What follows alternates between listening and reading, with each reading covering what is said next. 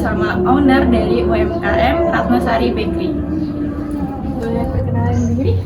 Baik, selamat pagi. Nama saya Ratnasari. Saya owner dari Ratnasari Bakery. Dalam usaha Ratnasari Bakery ini gimana sih sejarahnya, Bu? Sejarahnya dulu usaha ini dibangun tuh sebetulnya sebagai usaha sampingan. Jadi usaha ini berdiri di tahun 2017. Pada saat itu saya masih karyawan, masih bekerja di satu perusahaan swasta. Cuma hobi aja bikin kue, akhirnya suka bawa ke kantor, terus teman-teman pada suka, akhirnya jualan di titik di koperasi kantor. Ternyata alhamdulillah responnya positif. Terus akhirnya berlanjut sampai saya resign dan fokus di usaha ini. Nah, terus selama usaha ini berjalan, gimana sih fluktuasi dari usaha ini? Apakah mengalami peningkatan dan penurunan? Kalau fluktuasi dalam usaha itu pasti ya, namanya usaha pasti ada naik turunnya. Tapi secara keseluruhan sih alhamdulillah sih berkembang. Selama beberapa tahun kebelakangan ini kan COVID ya, ada COVID. Terus apakah COVID memberikan dampak atau ada manfaatnya juga bagi usaha ini atau gimana? Ya, kalau waktu COVID memang penurunannya drastis. Sebenarnya kan customer kita itu kan koperasi perusahaan sama PT-PT itu, ada beberapa PT kita mensuplai beberapa koperasi perusahaan. Nah, kalau ketika COVID itu kan WFH, jadi banyak jadi kegiatan di kantor itu kan hampir nggak ada, hanya sedikit. Kemudian koperasi juga kan tutup, jadinya otomatis supply kita juga terhenti. Apa sih? Ya sempet ini juga sih, toko juga waktu itu tutup juga karena COVID gitu. Jadi pas ada dampaknya luar biasa sih. Berarti sebelum COVID sempat buka toko ya, Bu? Berarti Iya, sempat buka toko. Waktu sebelum COVID kita sempat buka toko, cuman toko baru buka, COVID udah mulai ada. Jadinya baru sebentar, baru sekitar 3 bulan kayaknya. Pas langsung COVID, jadinya ya udah. di rumah gitu ya? Jadi sekarang fokus aja ke pesanan-pesanan sama ke perusahaan-perusahaan aja. Jadi B2B aja, nggak B2C, B2B. Nah, terus strategi apa sih yang dilakukan untuk mempertahankan usaha ini pada tahun COVID? Pada masa COVID? Pada sebelum COVID itu kita kan usaha cuman fokus di roti saja. Berkembang dengan adanya penurunan karena COVID, kita berusaha mendiversifikasi produk. Jadi produknya kita tambah jenisnya, jadi sehingga jangkauan customer juga jadi bisa lebih luas. Jadi kita semenjak dari COVID itu kita ke snack box juga, ke catering juga, jadi diversifikasi usahanya yang ditambah gitu. Terus ketika usaha ini membutuhkan karyawan gitu ya, Bu? Seperti apa sih proses perekrutan karyawannya, atau buat iklan lewat sosmed atau dari mulut ke mulut? Kalau untuk karyawan kita sih biasanya nggak iklan di sosial media ya, karena udah pernah pengalaman itu ternyata merepotkan. Jadi membludak yang nanya, tapi juga yang serius juga ternyata nggak terlalu banyak yang beneran serius. Jadi kita sih biasanya dari mulut ke mulut, dari karyawan yang udah ada, biasanya bawa temennya atau tetangganya atau siapanya gitu, biasanya sih seperti itu sih. Sejauh ini begitu. Terus karyawannya apakah ditempatkan sesuai dengan kemampuannya, atau para karyawan melakukan seluruh kegiatan proses produksinya? Sebenarnya karyawan yang kita rekrut itu nggak ada tidak mempunyai keahlian khusus, misalnya lulusan dari SMK Tata Boga misalnya, nggak ada spesifikasi seperti itu.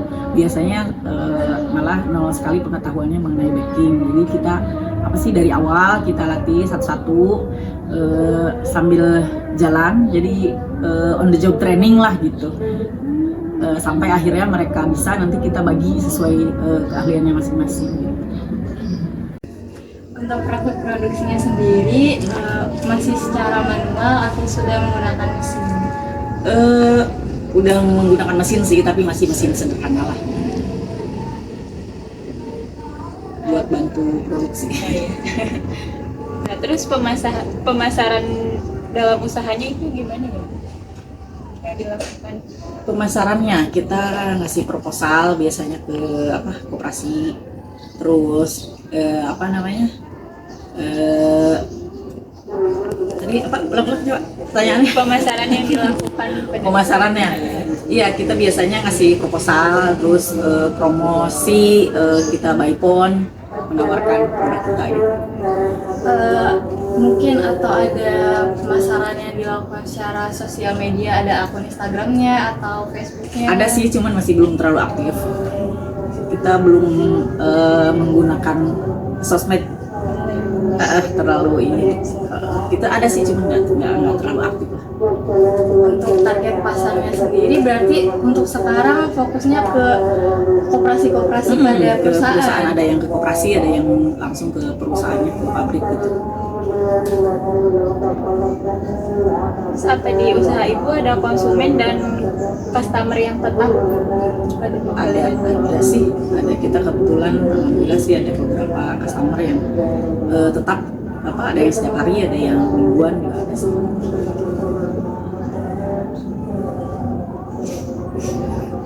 Tadi kan akun sosial medianya belum terlalu aktif ya, apakah ada niatan untuk mengaktifkan sosial media untuk melakukan promosi pemasaran?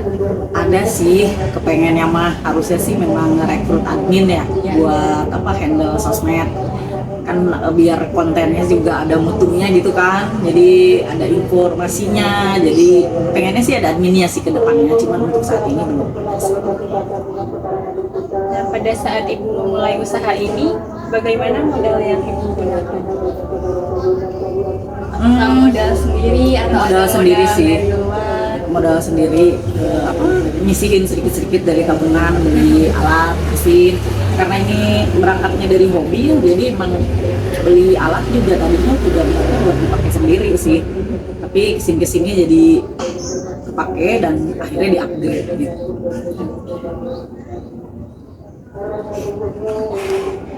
Terus apakah ibu melakukan perencanaan keuangan dalam usaha ini? Perencanaan keuangan udah pasti ya. Kita kan ada kayak bukan forecast lah, bisa bilang kan kita customer udah tetap sebetulnya, jadi ada estimasi pembelian mereka, jadi bahan-bahan yang diperlukan sih biasanya udah saya stok. Perencanaan keuangan apa saja yang telah disusun untuk penjualan usaha ini? Ya pasti sih pembelian bahan baku ya, rencana pembelian bahan baku, jumlahnya, kemudian disesuaikan dengan jenis-jenis kue yang biasanya paling laku gitu. Terus untuk transaksi penjualan dan pembeliannya apakah ada pencatatannya tersendiri atau Ada pencatatannya, pasti ada setiap kan juga setiap kita mengirimkan barang kan juga ada surat jalan sama nota ya, ada invoice-nya ya, jadi kita memang ada pencatatannya. Terus bagaimana prosedur dalam melakukan rekapitulasi pengeluaran dan penerimaan pajak? Untuk setiap kita mengeluarkan barang atau mengirimkan barang itu kan kita ada surat jalan, kemudian ada nota. Kalau untuk ke koperasi kan kita cukup pakai nota, nanti minggu depannya ketika ngirim nota yang minggu kemarin tuh dibayar, jadi bon-bon yang udah dibayar tuh biasanya kita tandain, yang masih belum dibayar juga kita pisahin. Kalau untuk yang langsung ke perusahaan itu biasanya kan invoice-nya itu pembayaran sih 1 bulan sekali. Cuman kalau pengiriman invoice-nya setiap kita bertransaksi kita kirimkan invoice-nya. Terus untuk sistem pencatatan keuangannya sendiri, apakah masih secara manual ditulis tangan atau sudah dikomputerisasi gitu? Sebagian komputer. Kalau yang direct ke perusahaan itu komputer. Tapi kalau yang ke koperasi biasanya pakai nota manual. Terus bagaimana tahapan serta periode laporan keuangan yang dilakukan pada usaha? Sebulan sekali sih kita inventory stok sama catatan penjualan, pengeluaran dan lain-lain. Terus untuk membuat laporan keuangannya sendiri dilakukan oleh ibu atau ada yang dari Kalau untuk secara kesimpulannya itu saya bikin sendiri. Tapi kalau untuk detail-detailnya itu dibantu lagi. ada admin yang menjalankan. Apakah laporan keuangan yang dibuat pada usaha ini dapat membantu pengelolaan keuangan? Ya pastilah. Ketahuan untuk usahanya untung apa rugi. Pasti udah ada laporannya. Terus untuk sistem pembayaran yang dilakukan pada usaha ini, apa udah menggunakan pembayaran digital gitu kan? Sekarang banyak QRIS, pakai Dana dan lain-lainnya. Masih cuma transfer aja. Bagaimana cara yang dilakukan dalam menentukan harga produk? Pertama-tama kan dari resepnya dulu kita hitung harga pokok produksinya. Setelah HPP-nya ketahuan kan kita hitung berapa profit yang kita mau kan. Terus habis itu baru ke harga jual. Terus untuk setiap harinya kira-kira terjualnya berapa ya Bu? Berapa ya? Kalau kayak snack box gitu kan, misalnya kalau kayak roti gitu kan paling juga sekitar 300-an ya. Tapi kalau untuk snack box itu kan gimana pesanan. Tapi biasanya average-nya sih sehari misalnya 70 sampai 100 box ya. 100 box kalau satu box isinya 4 berarti kan 400 kue sehari. Kurang lebih ya segitulah.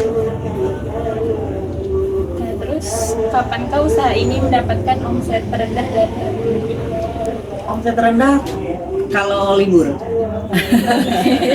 Kalau hari libur nasional otomatis kan pada libur ya.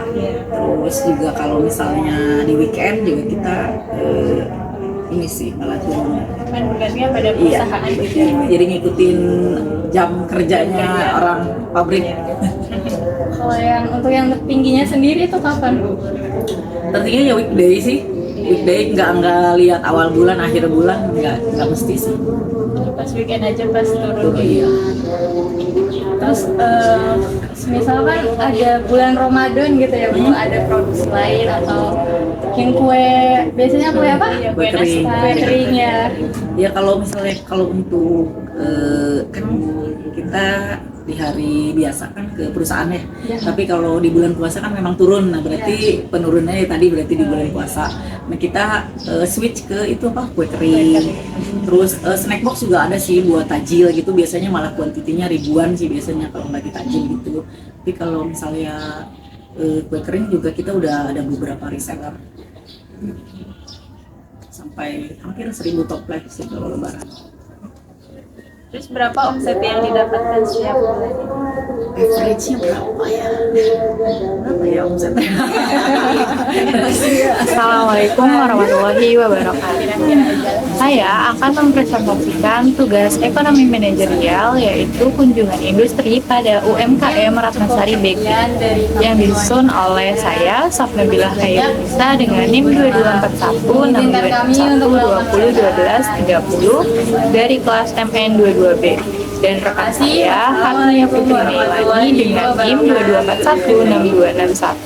2241-2015-64 dari kelas MN 22C. Profil usaha Ratnasari Bakery berdiri pada tahun 2017 yang berawal dari keinginan sang owner membuat roti sehat untuk keluarganya yang akhirnya diminati oleh banyak orang. Sehingga untuk memenuhi kebutuhan masyarakat, dibuatlah outlet Ratnasari Bakery pada 2 November 2019 yang beralamat di Jalan Citra Kebun Mas. Namun sayangnya tidak lama setelah itu pandemi COVID-19 pun melanda sehingga mengharuskan outlet tersebut ditutup dan kembali di rumah produksi yang beralamat di Gria Kondang Asri, Blok BB3, nomor 1415, Desa Kondang Jaya, Kecamatan Karawang Timur, Kabupaten Karawang. Ratnasari Bakery berkomitmen membuat produk sehat dengan bahan berkualitas, tanpa bahan pengawet dan tanpa pelembut demi kesehatan dan kepuasan customer. Produk Ratnasari Bakery sudah mendapatkan izin, yaitu ada izin KYRT dengan nomor 363 2150 10999023, LP POM MUI nomor 0120 1230 280619. Adapun jenis-jenis produk yang dijual di Ratnasari Bakery yaitu ada roti manis beraneka rasa, brownies, golden, jajanan pasar, catering, dan snack box. Manajemen pemasaran. Ratnasari Bakery melakukan pemasaran melalui brosur dan proposal untuk koperasi dan perusahaan, serta melakukan promosi by phone melalui sosial media seperti Instagram dan WhatsApp. Saat ini, Ratnasari Bakery telah mensuplai beberapa koperasi karyawan, di antaranya ada PT Yamaha West Java, PT GVC Electronic Indonesia, PT Six PMS Indonesia, PT ART Piston Ring, PT Soladenko Material, dan PT BKR Indonesia. Serta Ratnasari Bakery dapat memenuhi kebutuhan dalam jumlah yang besar, seperti ulang tahun perusahaan, family gathering, snack buka puasa bersama, dan lain-lainnya. Ada beberapa customer oleh Ratnasari Bakery, yaitu event buka puasa bersama SPMI PT Honda Precision Part Manufacturing. Yang kedua ada ulang tahun PT NT Piston Ring Indonesia, dan ada snack meeting oleh PT GVC Electronic Indonesia, PT Bukit Muria Jaya, dan PT Hino Motor Sales Indonesia. Karyawan yang bekerja di Ratnasari Bakery ini keseluruhannya ada 4 karyawan. Cara Ibu Ratnasari merekrut karyawannya dari mulut ke mulut atau hanya memberitahu kepada tetangganya dan teman-teman Ibu Ratnasari yang hanya sekedar ibu rumah tangga dan bisa tanpa pengalaman walaupun belum pernah bekerja di toko kue. Dan diajarkan langsung oleh Ibu Ratnasarinya untuk pembuatan kuenya. Nah, yang terakhir di sini ada aspek keuangan. Ratnasari Bakery ini menjual beberapa produk, tidak hanya roti manis saja, tapi ada berbagai makanan kue basah, kue cookies, ada molen. Nah, harga yang ditawarkan ini juga bervariatif, mulai dari harga 2.000 sampai harga 12.000. Nah, modal awal yang dikeluarkan oleh usaha ini hanya sebesar 2 juta rupiah dan memakai modal sendiri yang hanya berjualan di rumah. Nah, omset per bulan usaha ini dari keseluruhannya mencapai 80 juta sampai 100 juta. Segitu saja presentasi dari saya dan teman saya yaitu Sapna Bilat. Mohon maaf bila ada kekurangan. Terima kasih. Wassalamualaikum warahmatullahi wabarakatuh.